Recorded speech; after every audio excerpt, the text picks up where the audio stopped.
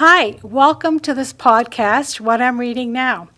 In this podcast, we will explore and examine various thought-provoking books to identify their content's deep meaning and purposes, transferring them into practical applications for everyday living. We will identify their primary attributes, relevance, and application in our lives. Thanks for joining me this month. So this month we're reading the book entitled The Boy Crisis: Why Our Boys Are Struggling and What We Can Do About It. It was written in 2018 by Warren Farrell and John Gray. And you might be asking, why did I read this book? Well, I read this book, one, because I do see the need among the young boys that I work with, and I also have 7 grandsons, so obviously I'm very invested in the lives of boys. The premise of the book includes what is the boy crisis. It's a crisis of education. Worldwide, boys are 50% less likely than girls to meet basic proficiency in reading, math, and science. It's a crisis of mental health. ADHD is on the rise, and as boys become men, their suicide rates go up from equal to girls to 6 times that of women. It's a crisis of fathering. Boys are growing up with less involved fathers and are more likely to drop out of school, to drink, do drugs, become delinquent, and to end up in prison. It's a crisis of purpose. All sense of purpose, being a warrior, a leader, or a sole breadwinner, is fading. Many bright boys are experiencing what the author calls purpose void, feeling alienated, withdrawn, and addicted to immediate gratification. This is a comprehensive blueprint for what parents, teachers, policymakers can do to help our sons become happier, healthier men, fathers, and leaders worthy of our respect. The book is divided into 6 parts. The first part, is there really a boy crisis? Part 2, why the boy crisis isn't your fault. Part 3, the purpose void. Part 4, dad-deprived boys versus dad-enriched boys. Part 5, heroic intelligence versus health intelligence. And Part 6, ADHD treatment with or without medication. So let's look at Part 1. Here, the author talks about dad deprivation surfacing as the leading cause of more than 25 social, psychological, academic, and physical health problems. He says our sons are experiencing a purpose void, a reason for being. He also talks about in this section the importance of family dinners, and there's been a lot of research about how impactful family dinners are, and he actually gives you the 5 essentials for a family dinner. He says, first of all, it should happen once or twice a week is optimal. There should be no electronics, no TV. There should be a rotation of moderator in the range of topics. So everyone gets a chance to talk. Everyone gets a chance to bring up various topics. To use the time as check-in, then discussion without taboos, and everyone's story is applicable and there's no one's judgment. So he really advocates having family dinners once or twice a week. He discusses in this first section, a son's yearning for a father may make him more vulnerable to sexual predators. He says boys' sons need men who are role models, who offer structure and inspiration. And if boys don't have that, they're left rudderless and depressed. And he talks a lot about depression and the link to this lack of purpose. He says a boy tends to become what he sees in the men around him. It's really important that boys have healthy men around them. He also here has a quote by the great law of equus, and this is a law that really impacted our Constitution, and it actually is it's a great principle to apply when we're making decisions. And he says here that the most sacred duty is to think 7 generations ahead in making any decision, to be aware of whether the decisions we make today will benefit not just ourselves and our children, but our children's children several generations in the future. And when you think about public policy and city leaders, this is a great principle to apply. Will this law, will this policy, how will it impact future generations? We really need to be future-oriented. He also talks about in this section how schools can help boys make a transition, he says, from muscle to mental. He says if a boy has a concrete goal of becoming a welder, that catalyzes motivation to study the physics and chemistry necessary to become a high-paying welder. He said that it's really important for us to increase vocational education and even introduce young boys to the caring professions such as healthcare, home care practitioners, teachers, social workers, nurses, dental hygienists, and even marriage and family therapists. He has a section here in this book, this part of the book, that discusses bullying. And he said that the research shows that the people that are bullied and bullies have three things in common. They both come from negative family, school, community environments. They both have low self-esteem, and they both have poor social skills. So it's really important for parents, teachers, educators to teach young boys social skills. And it is responsibility of the parents. And there's another author, John Medina, who is a neuroscientist. In his books, Brain Rules for Babies, he talks about the importance of teaching your children social skills so that your child can have a future adapting in various environments with people. So it's really important. So now we're going to go on to section 2 and 3. And here he discusses really helping your child, your son, find a purpose.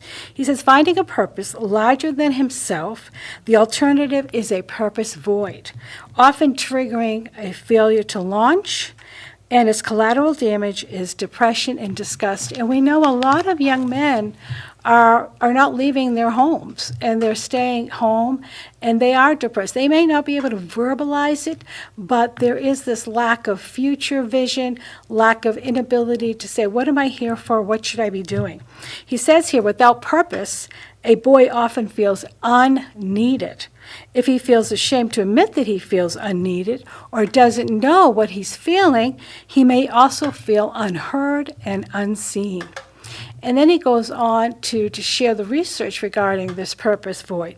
He says, research finds that the foundation of happiness is built by preparing your son for being employed. So one of the things that you can do is help your son learn social skills. The second thing you can do is to help your son become employable. He said he links employment and mission together. He says a mission can greatly enhance a sense of purpose. It should be channeled into employment. So very young children have areas of interest, and it's really important, especially dads, to find those areas of interest and help the child to really excel. Help them to find, what are you good at, what do you like doing, because that's going to help the child channel that purpose and mission. Then in this section, he also talks about what's happening neurologically in a young boy and what's happening in the brain. And he says that there is a core hub of your son's brain. It's called the rostral cingulate zone that is responsive to social approval, especially as a teenager. So this is the part of the brain that when a teenager, bungee jumps and does different things and everybody's cheering him on, that's the part of the brain that's getting that dopamine kick. And then the teenager, especially the boy, will want to do it again. He said this hub can be responsive enough to social bribes of cheering, praise, respect, approval, prayer and music. He gives the example of drum and bugle corps to inspire your son to sacrifice his life. Each social bribe stimulates that dopamine, motivating him to do whatever garnered the praise. So you might be asking, why do young boys take risks and do all these things? It's typically because they're getting that dopamine kick, and it is addictive. You want to feel good, and that's what's happening. He also goes on to say that your child needs to know that you love him for who he is, not just for what he does. So you're teaching your child social skills, you're helping your child to become employable. And then he talks in this section about the value of pickup sports, and which you don't see too much happening in these days. But he says that pickup sports are an excellent preparation for entrepreneurship. And then he goes on to list all the benefits of pickup sports, which, like I said, sometimes you see it, sometimes you don't. He said pickup games or sports encourage practice in creating something from nothing, recruiting and organizing, that's what children are doing, creating their own rules than just following the rules of others, integrating friends with strangers without favoring friends or losing because one favored friends, negotiating boundaries that give everyone an equal chance or ones that give one team and their skill a competitive advantage, creating consequences for rule breakers, and deciding when to enforce them. So much happens just when young people play pickup sports or pickup games.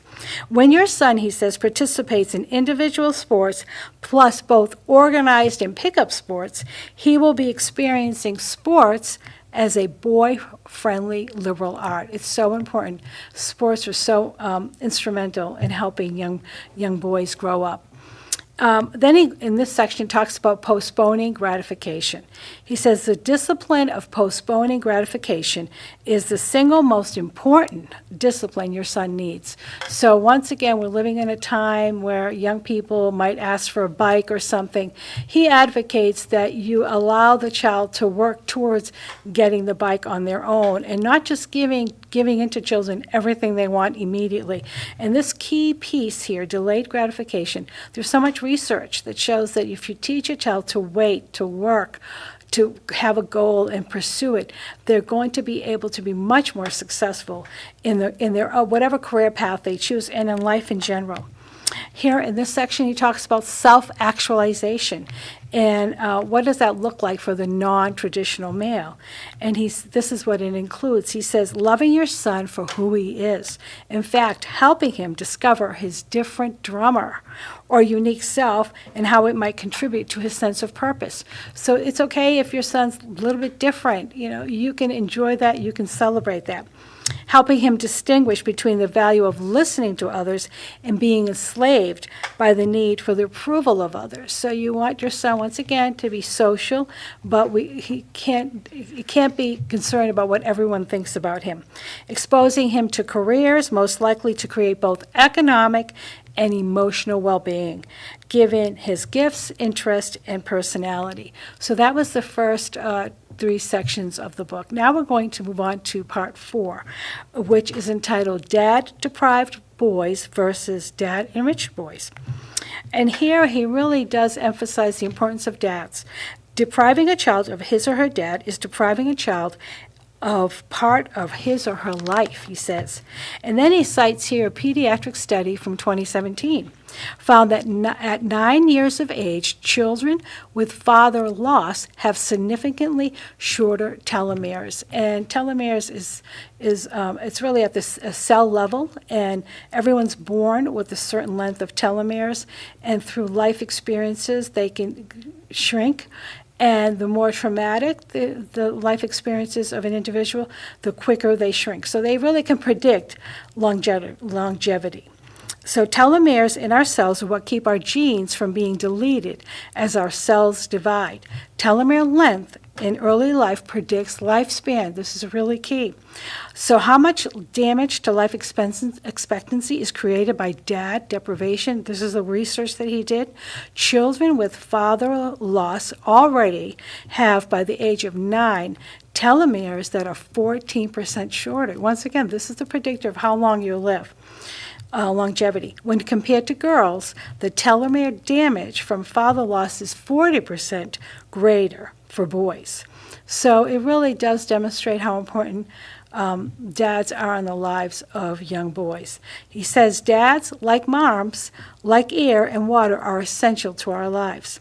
And then he goes on to talk about the impact on boys is not great, not only during their childhood and teen years, but through their lives.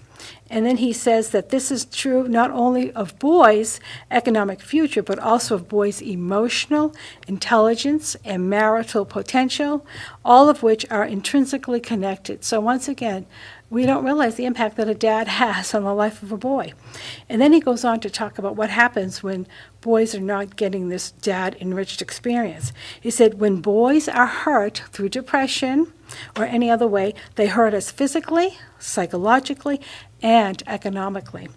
He says dad deprivation is the main hole in the heart and makes boys become vulnerable to gangs and being targeted by sexual predators. And this is so true. This is so true.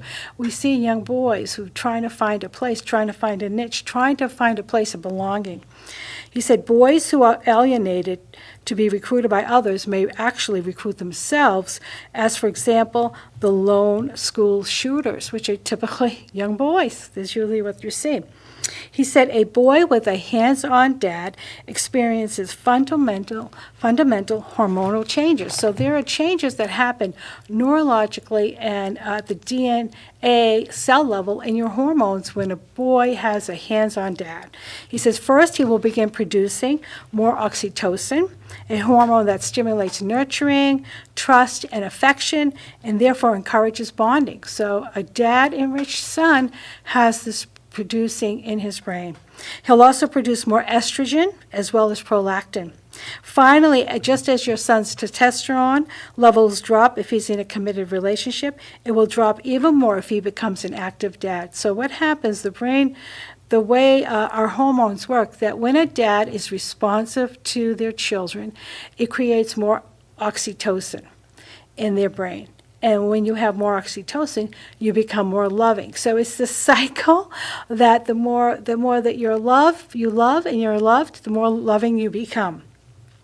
In a dad's brain, an increase in oxytocin activates a greater facility to connect with their child, and this is what happens.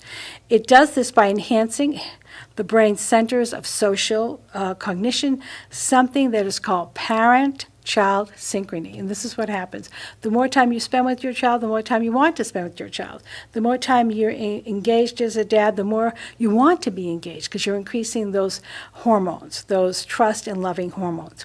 And then he talked about that dads who nurture dad-enriched children receive the gift of a nurtured soul.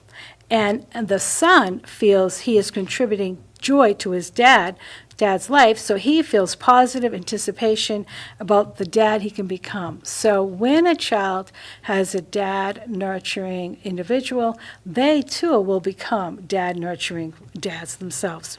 And then he goes on to share the research of when a child has this nurturing dad.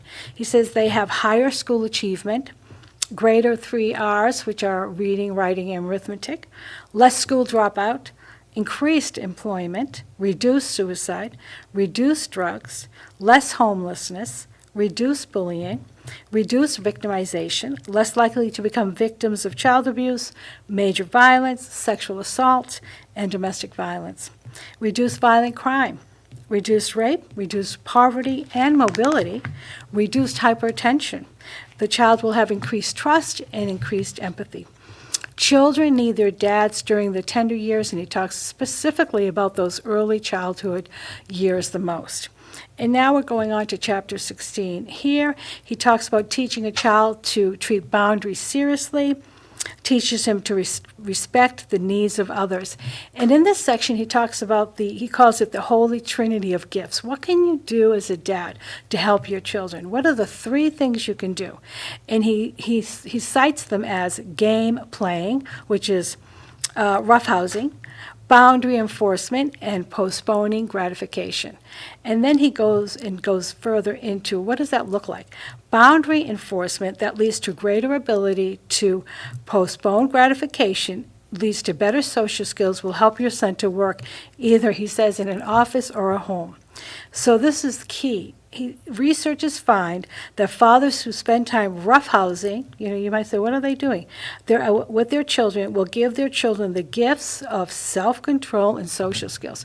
Because when a dad is roughhousing with children, the child has to learn the cues, the facial cues, the gestures, where the boundaries are. So they're really learning self-control and social skills, which are the two things you need to have to be successful, to be a productive adult. Chapter 17, he actually discusses divorce. Obviously, it does happen, and he gives the 4 must-dos of divorce. And they include equal time. The more equal time, the better. Overnights are important. Parenting should be consistent. The child needs to know Wednesday night I do this, Saturday I do that. There has to be consistency. And there has to be, if you can, equal time. No bad-mouthing, he says, causes your child to grow up feeling I hate who I am. Your child will fear that loving dad is betraying mom. Bad-mouthing undermines dad's motivation to invest money and time in the bank of love and to become responsible in response to the hope of love. So no bad-mouthing, equal time. And then he talks about proximity, which is pretty evident. You need to be close by, and that he really advises that divorced couples have counseling. Now we're going into part 5, heroic intelligence versus health intelligence. And here he talks about how a parent's compassionate listening positively affects the development of an adolescent brain in a way that affects the rest of his or her life. So really being empathetic and listening to your child and no judgment can help the child grow up, have a sense of self-acceptance, and it's really helpful for them. Chapter 27 talks about the solution to what's happening with a lot of these students today, especially in terms of school settings, is he said that boys are deprived of recess. And he advocates the answer is more recess. And there was a time where students in schools did have 2 recesses, and now they're down to 1. And in the past, actually, it was used as a reinforcer. If you didn't do your work, you lost recess, which is really counterproductive. But he cites here in this section a 2017 report by the CDC that finds that recess enhances students' memory, attention, and concentration, helps students stay on task in the classroom, increases academic achievement, reduces disruptive behavior in the classroom, helps control weight and strengthens bones and muscles, reduces anxiety, stress, and depression, improves students' social and emotional development. And what are they learning during recess? They're learning to share, problem solve, communicate, cooperate, and to negotiate.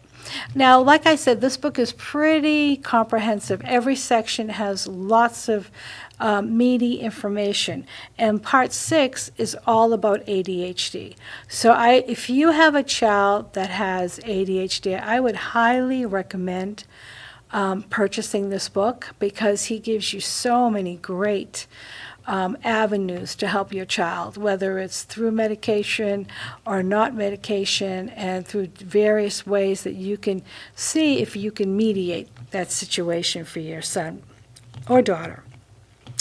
And so part 6 is ADHD, treatment with or without medication. He says in most cases of ADHD, there is not an actual deficit of attention at all. Instead, there is an inability to allocate attention appropriately. And if you've worked with children who have ADHD, they do. They can sit and do something that they really like, be on a screen, focused completely. So it's not that they can't attend, it's an allocation of attention to appropriate things. In this section, he discusses various causes of ADHD, which once again are linked to dopamine in the brain. It's that dopamine. And not enough of or too much of. He discusses the ADHD drugs are dangerously overprescribed, so he really goes into that, and that is true. So in other countries, especially in Europe, they don't use medication as much as we do here in America. In this section, he discusses how every mental and emotional challenge we see in children and adults is linked to low dopamine function. That's really key, low dopamine function. He discusses the many causes of ADHD. Some of these include exposure to mercury, MSG, excess sugar, unfermented soy, and pasteurized dairy. He cites a sedentary lifestyle, chronic stress, stimulant drugs, video games. He even talks about induced labor. He says evidence shows that induced birthing procedures using synthetic oxytocin have double the risk of ADHD. So there's a lot of factors here. He talks about absentee parenting, pornography, the increase of antibiotics, pesticides, and plastics could all contribute to the increase of ADHD. So this section is pretty comprehensive in providing the many contributing factors to inhibited dopamine function, because that's the key piece. He provides information on various ways a child could end up with ADHD. So once again, if you have a child that has ADHD, I would highly recommend reading this book. Chapter 31 discusses natural solutions to restore dopamine function. And one recommendation he provides is drinking undenatured whey protein, which comes from unpasteurized milk. Increasing exercise can reverse symptoms of ADHD. Children who play a musical instrument have significantly gray matter volume in their brain. Art classes can improve brain function. Homeopathy and body work can heal concussions, he discusses. Here he discusses using elimination diets, which can reverse ADHD, and I know a lot of people that are doing that and are trying that. He discusses improving gut health and digestion with probiotics. So these are all things that parents can do and without medication. Chapter 32 discusses natural supplements for better brain performance. Once again, it's the dopamine that we want to stabilize. And here he has a list of antioxidants such as pine bark, vitamin C and E, amino acids, omega-3, vitamin B12 and folic acid, vitamin D, the sunshine vitamin, iron supplements, zinc, and the use of minerals. So like I said, this book is pretty comprehensive, really goes into the nitty-gritty of what's happening with our boys. And if you have a son or you have a grandson like I do, you want what's best for them, and so you want to find out more how you can help them. And so finally he says that if you want to help your son find his mission, your mission, he says, is to help your son find his mission. And let's recap. What are the Holy Trinity? He talked about helping your son find his mission, helping your son gain those appropriate social skills, and teaching your child delayed gratification. And I want to end with this quote that he gave about dads, because it's very insightful. Whether or not we know our dad, we have a relationship with him. The relationship in our mind is our relationship. So when you think about that dad you may or may not have had, you do have a relationship with him, even if it's not a physical relationship. I hope you enjoyed The Boy Crisis. It was deep, it was insightful, it was meaningful, and it truly was relevant. And I hope you'll join me again, because the purpose of this podcast is to review and look at unconventional ideas, information, and research, and see how they can be meaningful and applicable in our lives. Thank you for joining me this month. See you next month.